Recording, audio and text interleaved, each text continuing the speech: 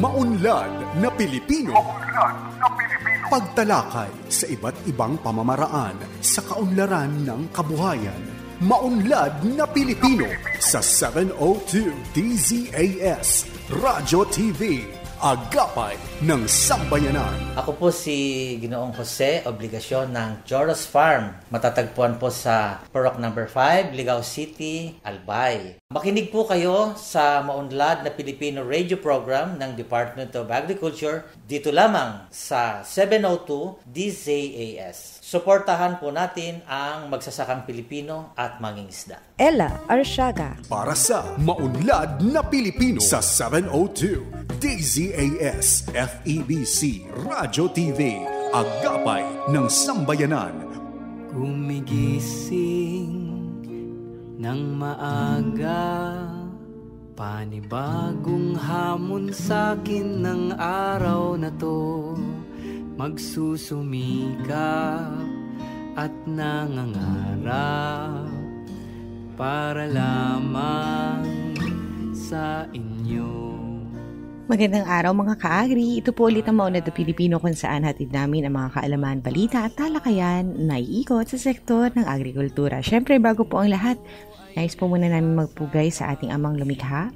Panginoon, sa gitna ng pangamba at hirap, ipinagkakatiwala po namin sa inyo ang aming mga puso at bawat hakbang.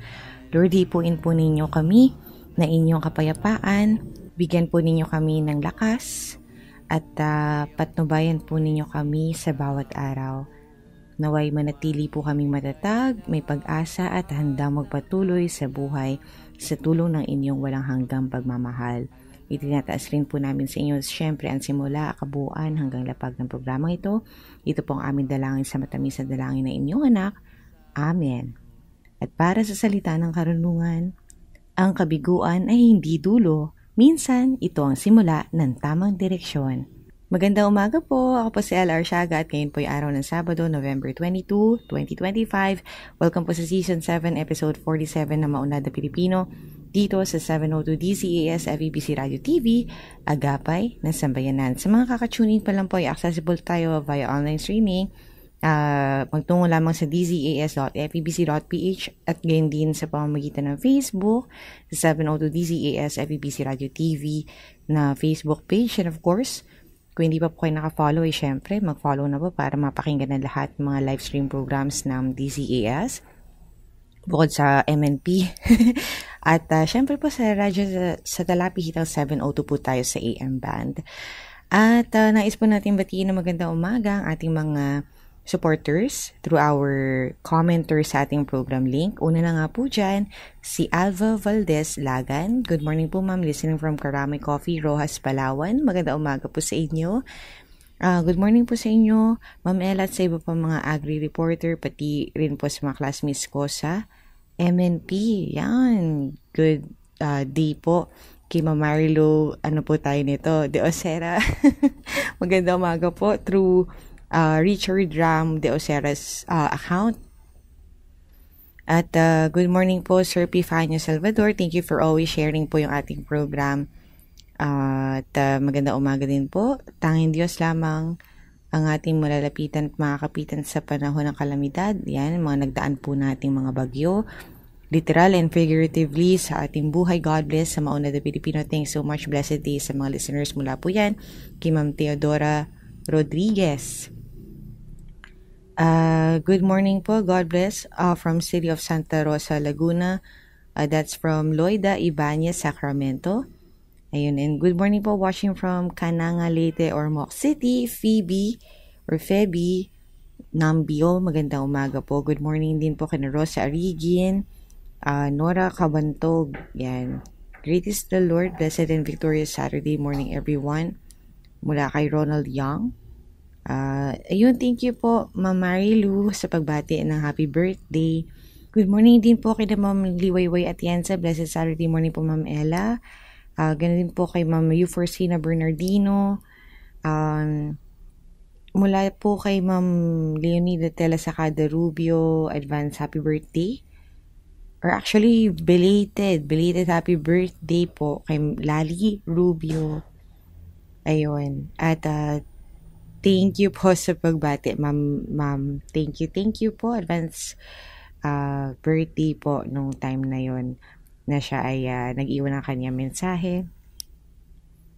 Good morning din po kay Ma'am Malu Manahan, Jennifer Arile Cristalino sa Tingin, Ma'am Nora Cancela, Felicidad kay Dick Madrideo sa Espiritu. Magandang umaga po. Yan. At mayroon pa ba tayong na-miss out na batiin? Ma'am Evangeline Manggubat, blessed morning po. Salamat po sa inyong program na Maunlad na Pilipino. Thank you so much po. Ngayon, at good morning din po kay Ma'am Dulce Alicante. Good morning po, Miss Salat, sa lahat ng listeners sa MNP. Thank you po sa DA sa pagbabahagi ng mga information tungkol sa agriculture. Ingat po. Yun. Ayun, parang nire-review ko po yung mga comments na nakuha namin. Thank you so much po for your support sa ating program. Marami-rami po tayong naging testimonial this morning para po sa ating mga tagapakinig. Yun. Thank you so much po, and we always look forward to having the time and opportunity to greet you all. Maraming salamat po. At ngayong umaga nga po, bilang bahagi pa rin ng ating selebrasyon ng National Organic Agriculture Month, ay makasama po natin ang miyembro ng Bohol PGS Association at owner po ng Jolit's Eco Garden and Integrated Farm.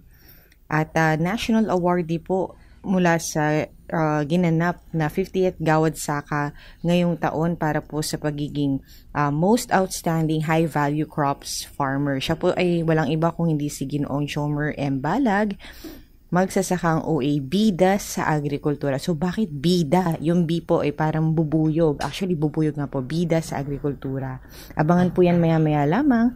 At tunghayan din ang Regions on the Go, ang Unlad Komunidad, katuwang ang DAP-RDP at ang ating agri-trivia segment. Nabatid ba ninyo? Muli hatid po namin yan sa inyo.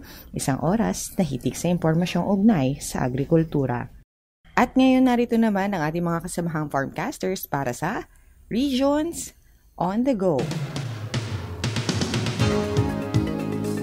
4.6 million solar power multi-commodity dehydration facility, pinagkaloob ng DA sa Nueva Ecija. Ipinagkaloob ng Kagawaran ng Pagsasaka para sa Gitnang Luzon ang 4.6 million pesos solar power multi-commodity dehydration facility sa ilalim ng High Value Crops Development Program noong Nobyembre 4, 2025 sa Barangay Baloy, Quiopo, Nueva Ecija. Layunin ng pasilidad na mabawasan ang post-harvest losses at mapalawak ang oportunidad sa pagpuproseso ng mga produktong agrikultural, partikular na ng mga lowland vegetables sa rehiyon. Ang proyektong ito ay nagkakahalaga ng 3,950,948 pesos sa struktura at 720,000 para sa dehydrating machine na may kabuuang halagang 4,670,948.92 pesos. Ang Orient Agriculture Cooperative ng Nueva Ecija ang napiling pangunahing benepisyaryo. Inaasahang makatutulong ang pasilidad upang mapataas ang kita ng mga kasapi sa pamamagitan ng paggawa ng iba't ibang dehydrated products mula sa kanilang ani. Nangako naman ang kooperatiba na iingatan at gagamitin ng wasto ang pasilidad. Sa kasalukuyan, 3 pa lamang sa rehiyon ang nabahagian ng dehydrating machine, kabilang na ang Nueva Ecija. Sa pamamagitan ng mga proyektong ito, inaasahang lalong mapalakas ang sektor ng agrikultura sa lalawigan at mapapanatili ang katayuan nito bilang pangunahing tagapagtaguyod ng produksyon ng gulay sa Gitnang Luzon. Dexter Dumol para sa Agribalita, Central Luzon.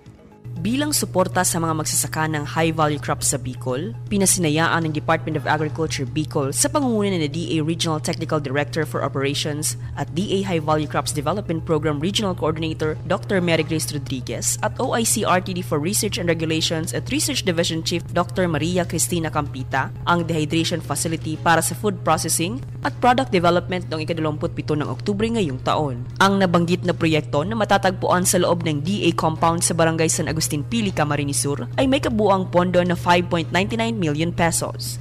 Layunin ng proyekto na magsilbing demonstration trial facility, training center at product showcase venue para sa mga magsasaka, kooperatiba at iba pang interesadong stakeholder ng high-value crops sa rehiyon. Bahagi ng proyekto ang pagpapatayo ng pasilidad at pagbili ng mga makabagong kagamitan tulad ng freeze dryer, dehydrator, vacuum sealer at iba pang processing equipment. Sa pamamagitan nito, inaasahang mapalalakas ang kakayahan ng mga magsasaka sa pagproseso ng kanilang ani at madaragdagan ang kanilang kita sa pamamagitan ng value-adding technologies. Ako po si Agnes Umali, member po ako ng Agripreneur Farmers Association sa Libmanan, Camarines Sur.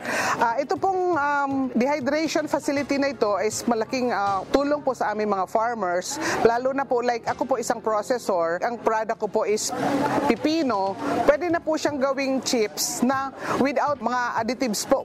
Yun po kasi ang mas gusto ng customer.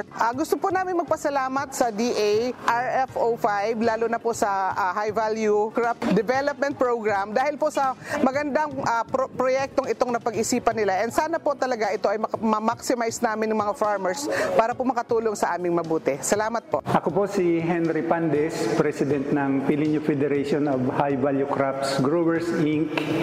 Kami po ay grupo ng mga magsasaka ng gulay. Nakakatuwa po na maka-attend sa ganitong programa kasi nakita namin yung mga machine na kailangan ng federation namin. Laki pong tulong sa federation namin kasi hindi lang mapapahaba yung shelf life ng product namin, pagkus yung quality niya po is ma-retain na parang fresh.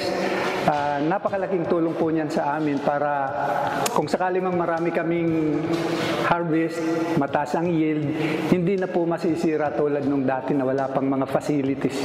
Tuwang-tuwa po ako kasi malapit lang kami dito sa DA Region 5. Laki pong pasalamat namin sa High Value Crops Development Program at sa DA sa kabuuan dahil sa mga laking tulong na ito sa aming mga magsasaka.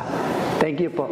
Ako po si Mr. Rene Yolay, chairman po ng Federation of Tigao. Minsan po nagkakasabay-sabay po kami magtanim kaya nag-over po ang aming produkto. Ngayon po malaking bagay na po ngayon marong dehydrator po natin ito ngayon ng bagong project po ng DA.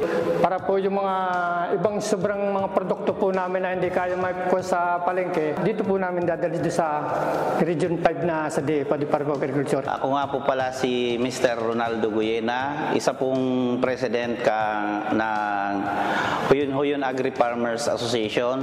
Sa ngayon, meron na tayong dehydrator. May chance na po kami na hindi masasayang ang aming mga tanim. I-dehydrate namin sa chips para maiwasan na rin sa mga bata na kumakain sila ng iba't ibang mga junk foods. Ito na lang gulay, ipapakain natin. Malaking tulong ang dehydrator para sa aming mga magsasaka, sa aming mga magtatanim ng gulay. Ang pasilidad ay pamamahalaan ng Food Laboratory sa ilalim ng Research Division na siyang mangangasiwa sa operasyon at maintenance ng proyekto katuwang ang HVCDP. Inaasahang magbibigay daan ang proyekto sa pagpapalakas ng kakayahan ng mga magsasaka, pagpapalago ng lokal na industriya ng high-value crops at paglikha ng mga dekalidad na produktong maaaring maipagbili at maipagmamalaki sa loob at labas ng bansa. Ganap na magsisimula ang operasyon ng pasilidad pagsapit ng Enero sa susunod na taon.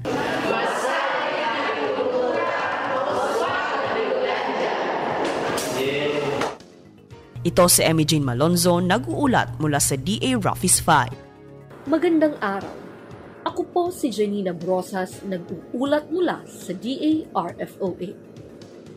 Maagang pamasko kung ituring ng mga magsasaka mula sa isla ng Daram Samar ang 50 water buffalo na ibinahagi sa kanila sa ilalim ng dispersal program ng National Organic Agriculture Program.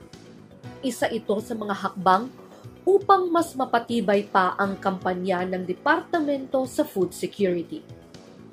Sa pamamagitan ng lokal na ordinansa, ang Federation of Daram Organic Farmers Incorporated o FEDUFI ay napili ng Department of Agriculture at ng Bureau of Animal Industry na makatanggap ng nasabing interbensyon kung saan 50 magsasaka ang napili dahil sa kanilang dedikasyon sa pagsunod sa mga standard rules ng organic farming. Ang nasabing distribusyon ng mga water buffalo ay alinsunod sa mandato ng national government sa pagsulong ng organikong pagsasaka sa ilalim ng Organic Agriculture Act. Muli, ito po si Janina Brosas, nag-uulat mula sa DA Eastern Visayas. Maunlad na Pilipino sa 702 DZAS Radyo TV, Agapay ng Sambayanan. At kagaya nga po na nabanggit natin kanina lamang, makasama po natin ang isa pong miyembro ng Bohol PGS or Participatory Guarantee System Association, at owner po ng Jolly's Eco Garden and Integrated Farm. Yan po ay para sa meron silang tinatawag na expertise sa beekeeping. So ikikwento po yan sa atin ng ating panauhin ngayong araw na ito. Siya din po ay itinanghal na National Awardee mula po sa ginanap na 50th Gawad Saka Awards this year para sa pagiging Most Outstanding High Value Crops Farmer.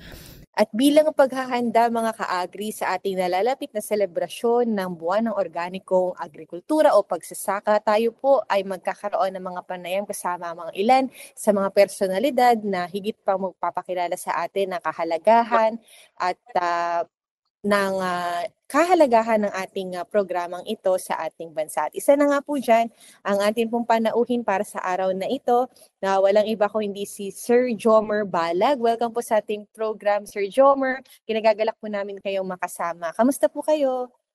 Yes, thank you po. Salamat po sa paanyaya. We are all okay po dito sa farm. So maganda po yung panahon dito po. Ayun, napakaganda naman po ng bungad na yun. Maganda ang panahon sa farm pagkat ito nga po yung naging patuloy na challenge po ng mga magsasaka sa ating bansa, yung ating panahon. And para po ipakilala yung ating bukid, paano po ba or ano po yung nagtulak sa inyo na magsimula ng Jolly's Eco Garden and Integrated Farm at paano mo po ito, sir, na itatag bilang isang balita namin? ATI Learning Site po ang ating bukid para po sa ating organic agriculture. At ano po kaya ito? Medyo malaman tong unang tanong natin, no? Ano kaya itong tinatawag na meliponiculture? Tama din po ba yung bigkas? Yes po, meliponiculture po.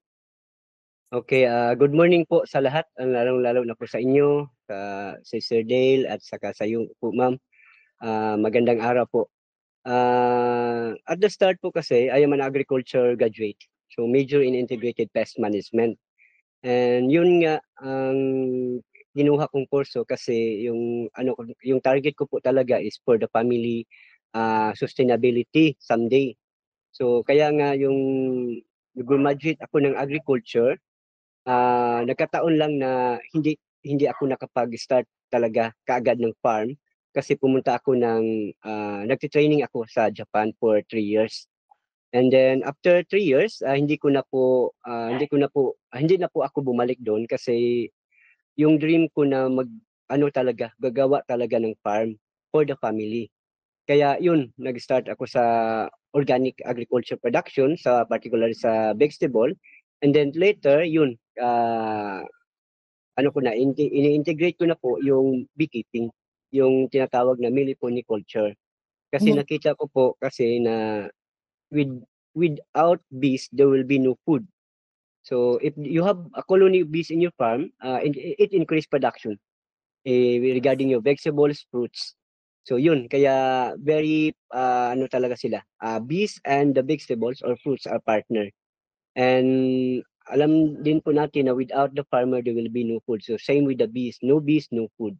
And as a ATI learning site, yun ang din sa akin, nakapag-trigger na we will go into production. Kasi as of now, particularly organic, kasi as of now, very dependent on chemical farming yung mga farmers sa ngayon. And bihira lang yung nag-organic. Kaya yun,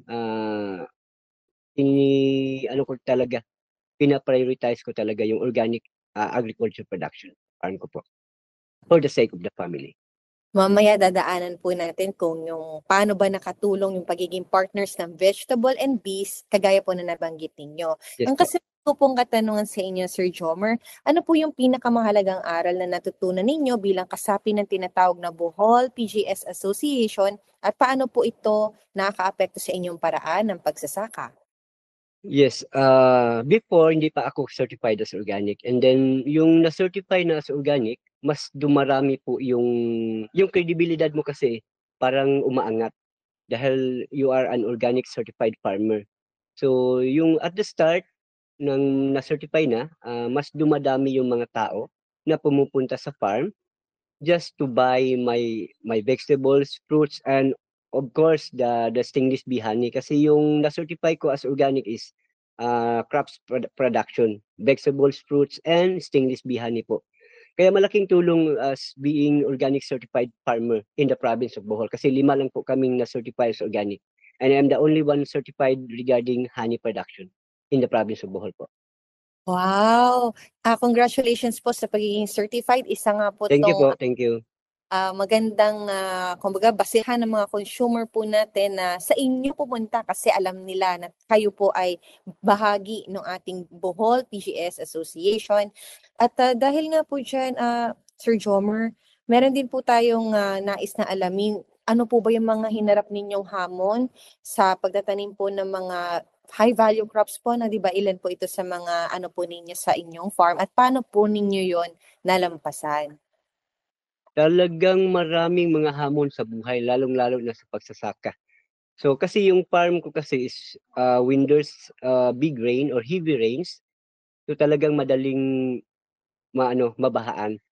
So talagang every rain there's a flood nga talaga dito sa farm. Kaya yung mga production ng vegetables ko is talagang madadamage.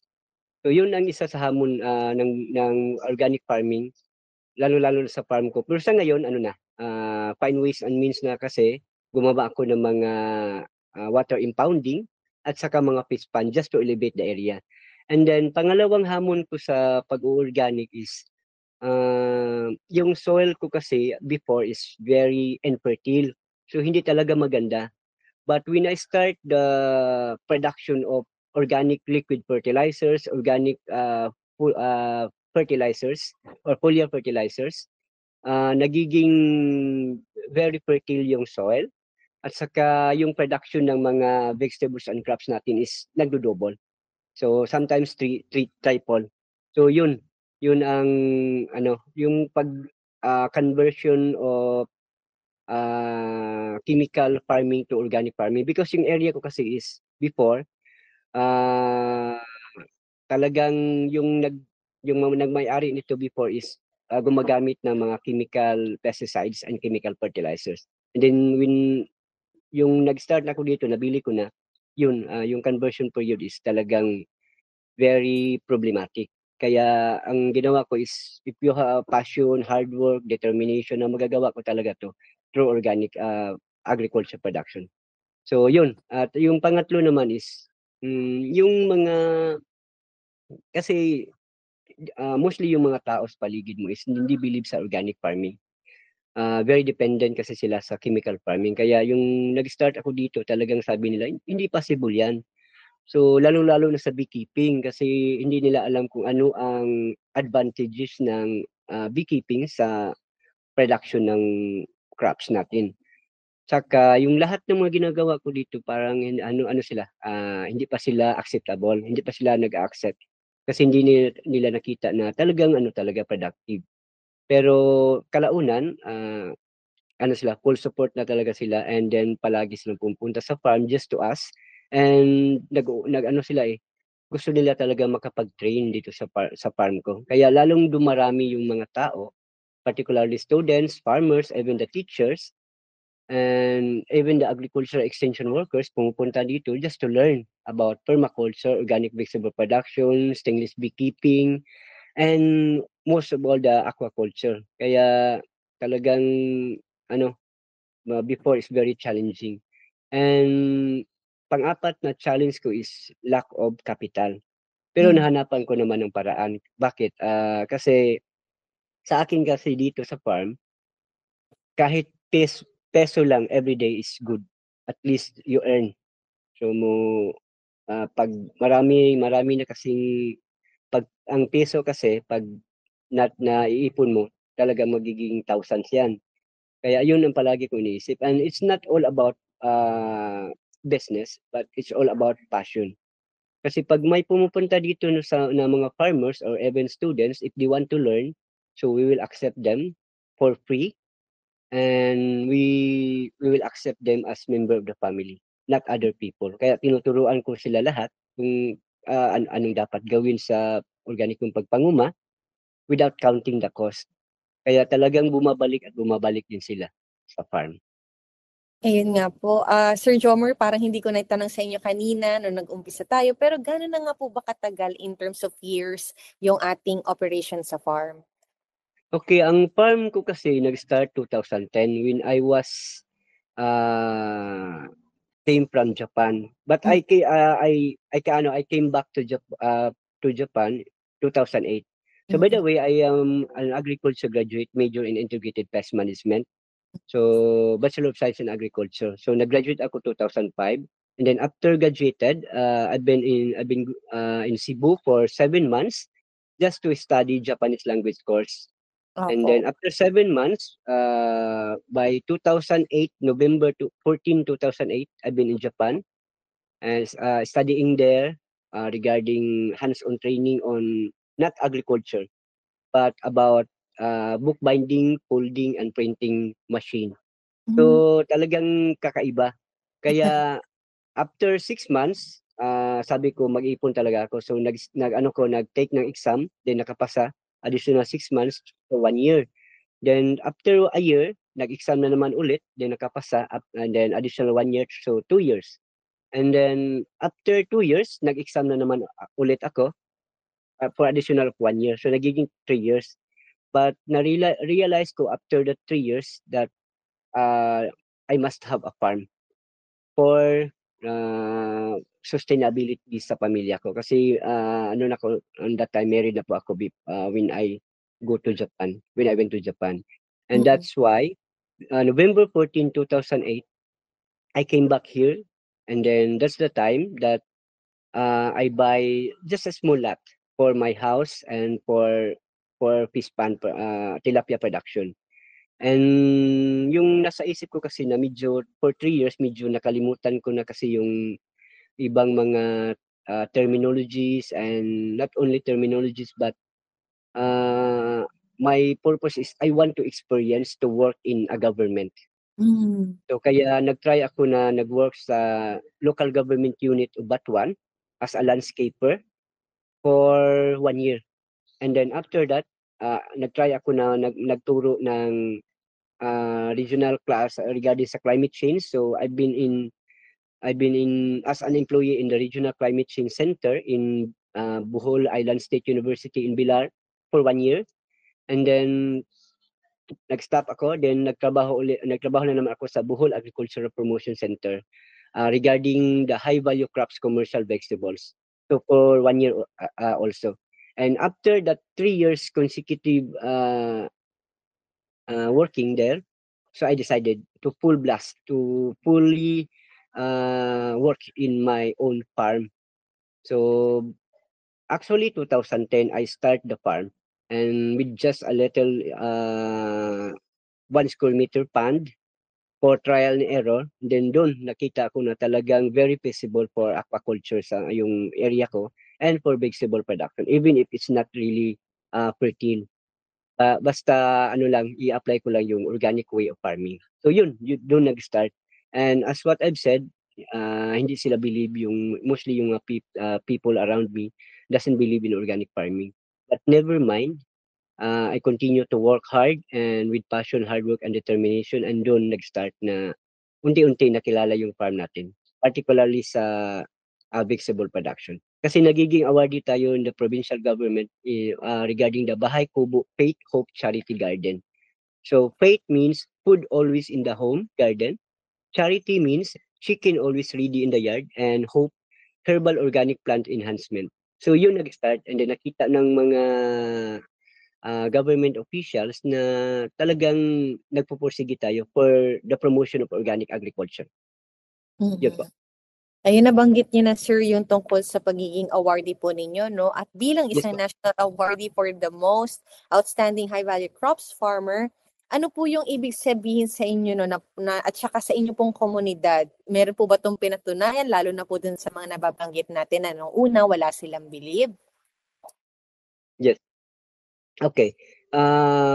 That's the start that when I received an award in the provincial government regarding Bahay Kubo Faith Hope Charity Garden. So level up. So I've been joining the different contests regarding Model Young Farm Family category, Young Farmer of the Year, Organic, Small Animals, and then regarding organic agriculture production. And then in a regional level, we are the winner in about the organic agriculture, vegetables and small ruminants, and then small animals. And then in the national now is about the vegetable production.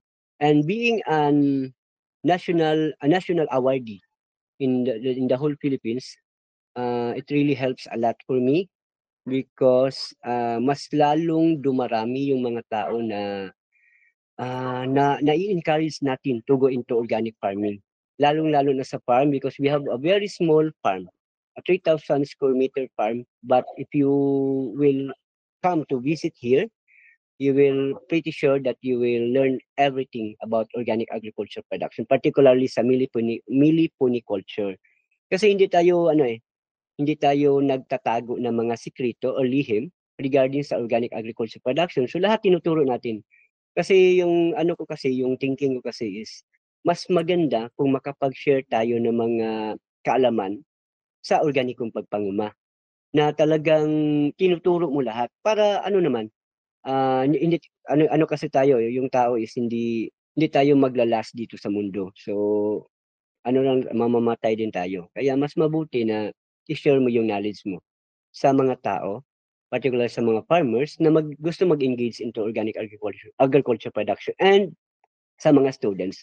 Kasi by the way, yung farm kasi natin is nag-accept ng on-the-job trainees coming from different universities, and also immersion students coming from grade 12 focusing on organic agriculture production. Kaya talagang masaya talaga ako na yung farm ko is a center of learnings and demonstration area for the production of organic agriculture. And mas nagiging masaya ako pagkatapos ng trainings ng mga students kasi before when they arrive here and I ask why you go into organic, why you do a major in organic agriculture production, and they said that it's no choice. So at first they said no choice, but after graduating here as an immersionist, when I asked them again, they said that we're really happy that we immersed in your farm because we changed our mind to enroll in Bachelor of Science in Agriculture. So it's really satisfaction for me because we regarding the farming activities that we've done to them, we changed their lives to prioritize agriculture. So as we all know that as of now, the average percentage of a farmer is mostly 50 years old, 50 to 55 years old, if I'm not mistaken.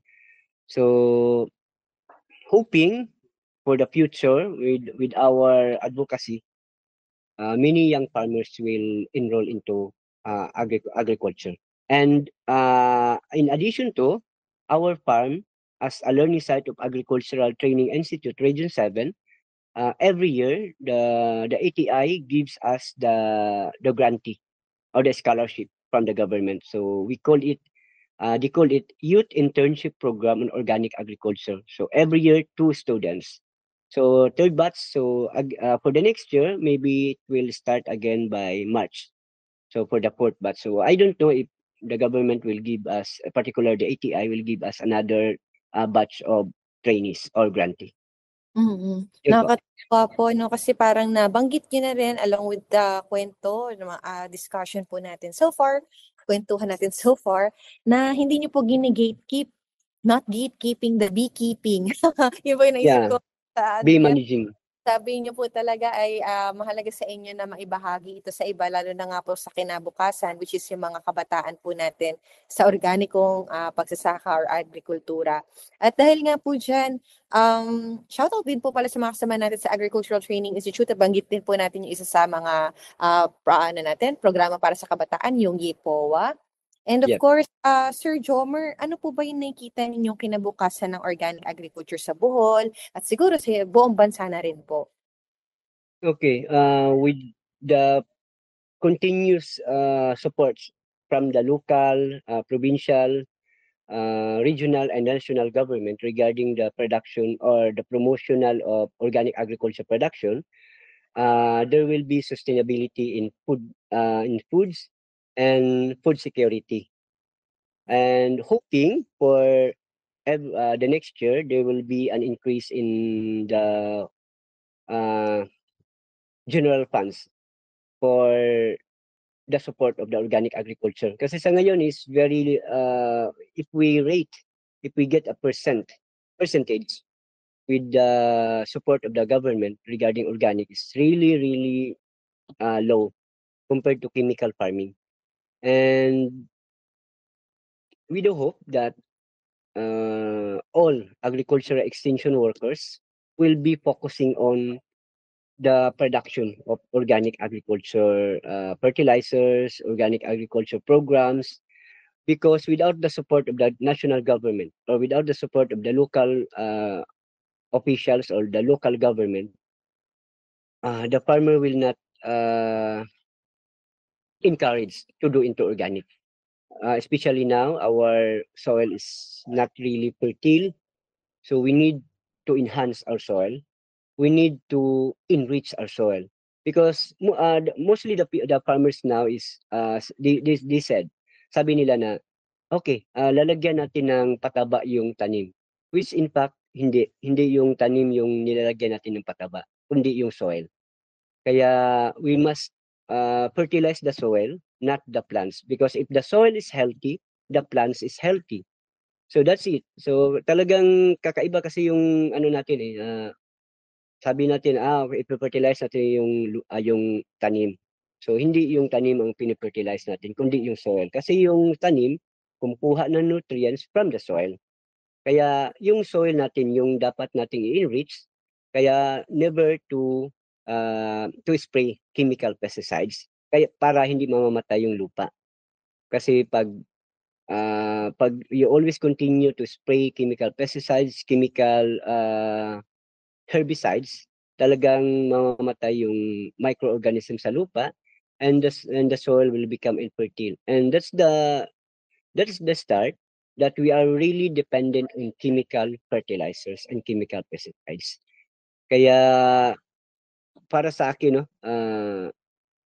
we will stop using organic liquid chemical fertilizers or chemical pesticides para wala na tayong problema, para hindi na tayo very dependent on chemical fertilizers or chemical pesticides. Yun po. Nakakatuwa, sir, kasi parang siguro sa bahagi ng mga nakikinig sa atin, nais din po nating bigyang diin yung tungkol sa pag-iingat sa ating environment. Yes po, yes. Naalala ko po yung tungkol doon sa sinabi niyo na hindi halaman ang pina-fertilize ang atin pong kalupaan. Malawak ang usapin na ito. Siguro naiisip ko rin mga kasamahan natin sa Bureau of Soils and Water Management na nangangalaga po ng ating mga resources na ito. At dahil dyan, Sir Jomar, siguro po bago namin kayo tuluyang pakawalan, nais ko kayong iwan ng huling katanungan para sa ating panayam ngayong araw na ito. Ano po yung mga maipapayo ninyo o nais iwang mga aral sa mga nais po mag-umpisa sa organic farming at meliponiculture? Okay, sa organic farming kasi, mostly ang farmer is gusto nilang makita kaagad yung resulta. Sa organic farming kasi dahan-dahan, but sustainable. So halimbawa, pag nagtatanim ka ng talong, compared to i-compare mo sa chemical farming. So sa organic na pagpanguma kasi, sa organic agriculture, there will be sustainability. So matagal mamatay yung tanim. And you will continue to harvest for a long period of time compared to chemical farming. Because in chemical farming, very short time. Yes, you can earn at a very short time, you can harvest at a very short time, but try to think, if it is really productive, if it is really gain a big amount, a big income, mostly the farmers nowadays doesn't have recording. So farm records. If you do, that's the time that I realized during when I was certified as organic, certified in the whole Philippines. Through the farm records, record keeping, I realized that it's really productive if you go into organic farming. especially if you do the harvest records, sales records, expenses records, planting records, everything that you've done in the farm, you must record it. And then that's the time you will realize you have no future in chemical farming. Only the chemical company can earn, only the chemical company can become richer, only the chemical company can be sustained regarding their business. But the farmers still remain a normal farmer, a regular farmer. We will change the thinking of the Filipino people that if you are a farmer, you will become rich. If you are a farmer, you will become sustainable.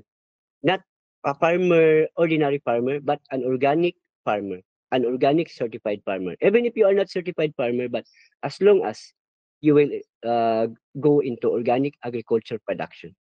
So if there's a saying goes that if you really value, or if you really love your family, you must go into organic.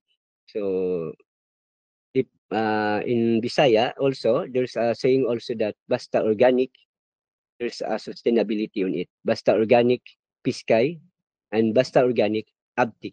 Which means if you are an organic farmer, you are very energetic regarding the production and regarding the care for the environment, care for the people, and care for the everything that we surrounds us, especially the universe. Thank you po. At nakasama po natin si Ginoong Jomer M. Balag, isa po siyang actually po may-ari lang naman ng tinatawag na Jolit's Eco Garden Integrated Farm na isa pong kinikilalang ATI learning site para sa organic agriculture at melipony culture or yung atin pong stingless beekeeping. I guess another interview po yung tungkol sa whole process po ng ating stingless beekeeping. Dun po sa mga interested, just let us know. At also, it's important to note na siya rin po ay national awardee para sa most outstanding high-value crops farmer category na ginanap po sa recently concluded po na ika-50 Gawad Saka or 50th Gawad Saka Awards ngayong taon. The most prestigious award giving body po sa sektor ng agrikultura. Congratulations po pala about that, sir. Thank you po. And also, member po ng Bohol, isa po sa 5. Tama po na, Sir Jomer, na miyembro ng Bohol Association, of course, from Bohol. Maraming salamat po sa inyong panahon. Yes po, maraming salamat po sa inyo po. At nakasama po natin si Sir Jomer M. Balag. Member po siya ng Bohol PGS Association at may-ari po ng Jolit's Eco Garden and Integrated Farm. Tinanghal din po siya, of course, na most outstanding high-value crops farmer mula sa pinaka-prestigyosong award-giving body. Wow! Para po sa sektor ng agrikultura, ito po ang Gawad Saka Awards. Maraming salamat po. Kamusta po kayo mga ka-agri? Sa dami ng pagsubok sa bukid, tagtuyot, bagyo, bigla ang ulan, ang tanong, paano tayo mananatiling matatag at maunlad? Ako po si Ella at tumako po tayo muli sa Usapang APA. Ngayong araw, pag-usapan natin ang tinatawag na Climate Resilient Agriculture o CRA. Ano ito? Ito po ay konseptong naglalayong isama ang pagtugon sa climate change sa pagbubuo ng mga teknolohiya at pamamaraang pang-agrikultura. Ito ay mahalaga upang kahit may malawakang tag-init, sunod-sunod na malalakas na bagyo o matinding pagbaha, ay may mga pamamaraan upang magpatuloy ang ani at kita ng mga magsasaka. Mga halimbawa ng CRA: paggamit ng binhi na kayang mabuhay sa mainit o maulang panahon, tamang schedule ng pagtatanim, paglalagay ng compost para mapanatili ang sustansya ng lupa, pagtatanim ng iba't ibang pananim sa iisang bukid o crop diversification, agroforestry o pagtatanim ng puno sa paligid ng sakahan. Ang CRA ay hindi lang tungkol sa teknolohiya. Ito rin ay tungkol sa karunungang ipinamana at pinanday ng karanasan mula sa ating mga ninuno at pinalalalim o pinapalalim pa ng agham. Mainam na magsubok at mag-apply ng mga teknolohiya at practices na climate resilient upang ating matuklasan ang mga paraan ng pagsasakahan na angkop sa ating lokal na kondisyon, kakayanan at mga pangangailangan. Kaya't hinihikayat ko kayo mga giliw kong magsasaka, subukan at pag-aralan ang mga teknolohiya at pamamaraan na climate resilient upang makamit natin ang tunay na matatag at maunlad na pagsasaka at agrikultura. Hanggang sa muli dito lang sa Usapang APA. At narito po ang Unlad Komunidad o UK, katuwang po ang Philippine Rural Development Project. Hatid po sa atin ni Ginoong Joseph John Palarca, Information and Advocacy Specialist, ang ating UK para sa araw na ito. Ang concreting of road and drainage at Purok 3 to Purok 5 Kulasihan Farm to Market Road, isang 6.6 kilometrong kalsada na may halagang 93.8 million pesos ay nakumpleto noong December 2023. Simula noon, pinapakinabangan na ito ng 1,244 farming households o 5,785 na beneficiaries mula sa Barangay Kulasihan, Bantuanon, Bugkaon at Captain Juan. Kabilang na dito ang 4,628 na miyembro ng mga Indigenous Peoples Group o IP. Pakinggan natin ang panayam kay Cristina Soria, government worker at residente ng Barangay Kulasihan sa munisipyo ng Lantapan sa probinsya ng Bukidnon, kung paano pinaunlad ng FMR ang buhay sa kanilang barangay at mga karating na komunidad. Sa una pag yun, daghan kaayo gyud madamage, mais man gyud sa una ang focus commodity. Diha, bago lang man naron nga nagtanom na og mga rubber, kakao, mga inana. Sa una ang luoy kay ang mga mais diha, kay daghan gyud kay mausik. Kung mahulog na sa imong gikargahan, damage na gyud na siya, kay lapok gyud kay ang dalan. Sa pagkakaroon na, parte na yung haya-haya. Kay daghan na makatungas kasakyanan, bisag single motor, bisag kaning tri-cab, makatungas na siya, makargahan na siya sa output sa mga products gikan didto. Dayon, halos wala na gid gani mausik nga produkto. Sa una, sa wala pa ng dalan, magbaklera man gid me. Dugay gid kay maabot. Mga 2 ka oras ay kami makaabot dito sa among uma. Pero sa nanay mga sakyanan, makatungas na naman dito, paspas na, pero mga 1 ka oras siguro ay kami makaabot.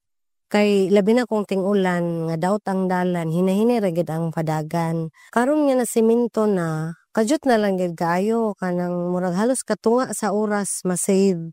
Katunga sa among na-spend nga time sa una nga padulong didto pabalik. Karon nga na semento na, ang katunga adto nawala gyud nga oras.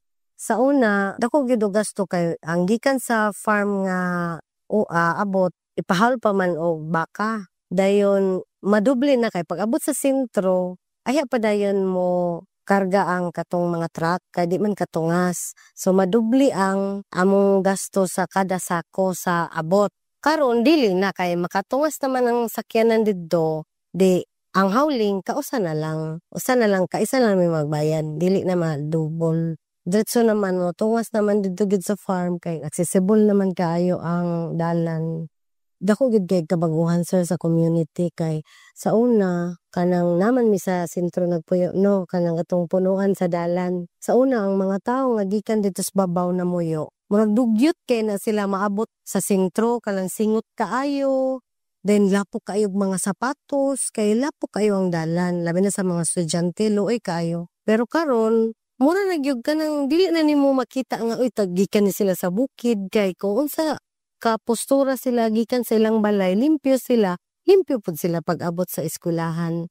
Kay simentado naman ang dalan. O salamat gid mi kay sa DA-PRDP kay kung wala bitaw ning DA-PRDP nga program, sir, amot kanusa pa ka na masimento ng dalana. Luoy kayo mga mag-uuma diha. Ako lang, nagdako man gid ko diha.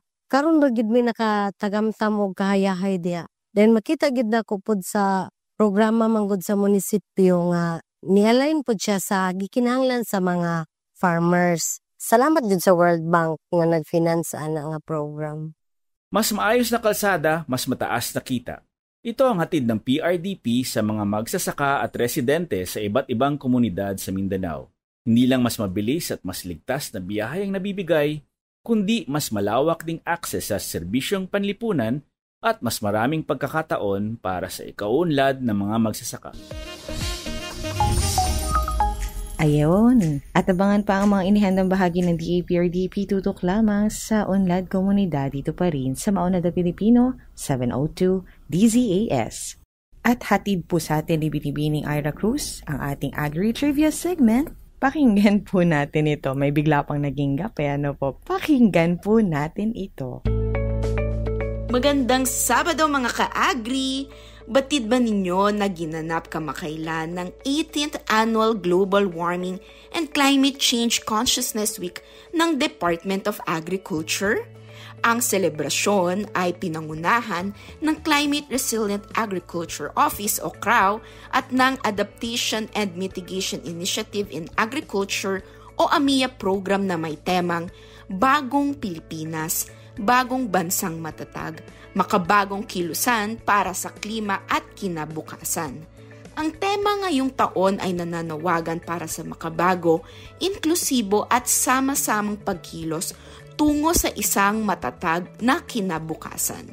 Kasabay ng opening program, inilunsad din ang Climate Resilience Exhibit na idinaos mula Nobyembre 17 hanggang 21, 2025. Ipinakita sa exhibit ang iba't ibang proyekto sa climate resilient agriculture, kabilang ang mga gawaing pangkomunidad ng AMIA program, mga science-based tools para sa pag-unawa sa climate vulnerabilities, pati na rin ang mga success stories at partnerships na nagpapatibay sa ating pagkilos para sa klima.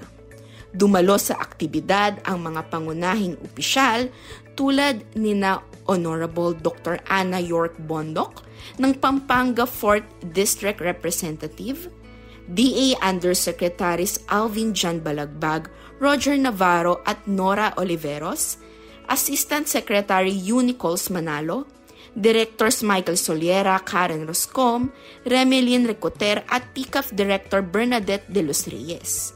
Naisakatuparan ang event sa tulong ng Asian Development Bank, Agence Francaise de Development o AFD, Japan Fund for Prosperous and Resilient Asia and the Pacific, at Government of Japan at Ecosecurities.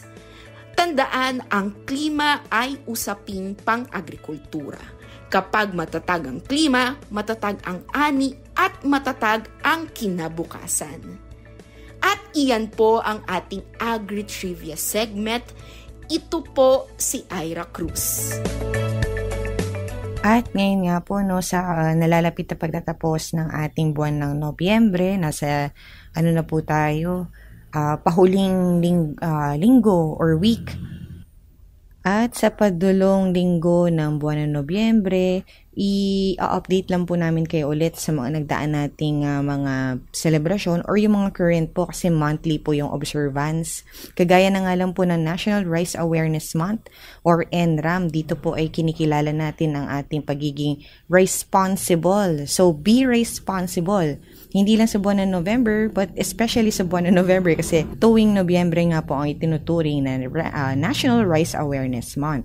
Ganyan din po ang National Organic Agriculture Month, kung saan ang tema po nila kabuhayang OA, kinabukasang OA, halina at kumita sa organikong agrikultura. So yung mga naging activities nito, medyo naging involved po ang aming tanggapan because of our ongoing partnership with them.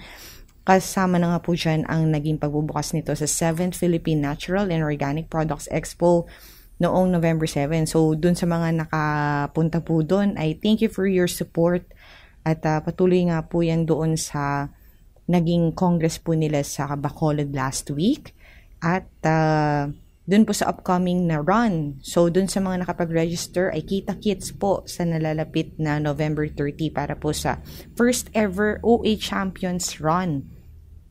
And this month din po yung ating saglit lang po siya, no? Pero it's kind of timely kasi kung titingnan mo yung pangalan niya, resonates po sa pinagdiriwang nating National Rice Awareness Month, which is ang buwan ng butil. So, nag-feature po dito noong November 16 to 18 na mga products to support po ang ating mga magsasaka. And of course, yung ating kaugnay na gawain na papalapit, yun po yung kadiwa ng Pangulo Expo sa nalalapit na November 27 to 29. Sa Foro de Intramuros po, kita-kits po tayo dyan. At for more information, maaari po kayo magtungo sa Facebook page ng Agribusiness and Marketing Assistance Service. At tunghayan po ninyo yung mga nakatutuwang ginawang teaser po na aming mga kasamahan patungkol po sa pagpopromote ng gawain ito. At supportahan po natin ito. At gayon din po yung ginanap na week para sa National Climate Change Consciousness Week. Sa kabuuan po niyan, yan po yung 18th Annual Global Warming and Climate Change Consciousness Week. So, bagong Pilipinas, bagong bansang matatag, makabagong kilusan para sa klima at kinabukasan. This month din po, para po sa mga nagtitake note for history purposes, ginanap din po yung Philippine Rice Research Institute Anniversary. Yun. At saka yung ating National Children's Month, this month din po yan of November, wakasan, kaligtasan at karapatan ng bata, ipaglaban. O, di ba po? Ang dami po nating gawain ngayong buwan na ito. Hindi na po namin maintindihan kung paano namin nahatiin ang aming mga resource para po sa inyo para makapagbigay po tayo ng kalidad pa rin na serbisyo po para sa ating sektor ng agrikultura. Pero naitatawid nga po, sabi nga po ng mga ilan sa ating kasamahan. So thank you Lord po sa kalakasan at kalinawan po na aming kaisipan. At syempre with that, muli nagpapasalamat po kami sa oportunidad na kayo aming mapaglingkuran. Ang Maunlad na Pilipino ay programang pang radyo na hatid po sa inyo ng Department of Agriculture, Agriculture and Fisheries Information Division. At para sa pagkain kaisipan, mula sa aklat ng mga taga-Filipos, Kabanata 2, talata 15 hanggang 17, upang kayo'y maging mga ulirang anak ng Diyos, matuwid at walang kapintasan sa gitna ng sanlibutang baluktot at masama. Sa gayon, magsisilbi kayo mga ilaw sa kanila, tulad ng mga bituing nagdinining sa kalangitan. Habang ipinapahayag ninyo ang salitang nagbibigay buhay, sa gayon sa araw ni Kristo ay mapagmamalaki kung hindi nawalan ng kabuluhan ang mga hirap at pagod ko sa inyo. Kung ang buhay ko ay may ibubuhos bilang handog bilang sa inyo or para sa inyong paglilingkod at pananampalataya sa Diyos, ako'y natutuwa at ang puso ko'y nakikigalak sa inyo. Mula po sa Department of Agriculture, inyo po napakinggan ang edisyong ito ng Maunlad na Pilipino dito sa 702 DZAS at BBC Radio TV, Agapay ng Sambayanan, na mahimpilan sa Ortigas Center, Pasig City at kasapi po sa KBP o ang kapisanan ng mga broadcaster ng Pilipinas. Nagpapasalamat po kami sa aming DZAS family na katuwang sa bawat episode na hatid sa inyo kabilang ang episode na ito. At dahil dyan, babalik po kami ulit next Saturday. Samahan niyo po kami ulit sa ganap na ika-5 hanggang 6 ng umaga. Kasama po ang lahat ng aming katuwang sa programang ito. Siyempre po si Ma'am Ira Cruz, ang buong DA AFID, ang lahat po ng mga Regional Agriculture and Fisheries Information Sections ng lahat ng rehiyon. Ayan, hanggang sa muli po magtanim ng pangarap, mag-ani ng tagumpay para sa masaganang bagong Pilipinas. Ito po ang Maunlad na Pilipino. Ako po si Ella Arsiaga at enjoy the rest of the weekend! Maunlad na Pilipino sa 702 DZAS Radyo TV, Agapay ng Sambayanan.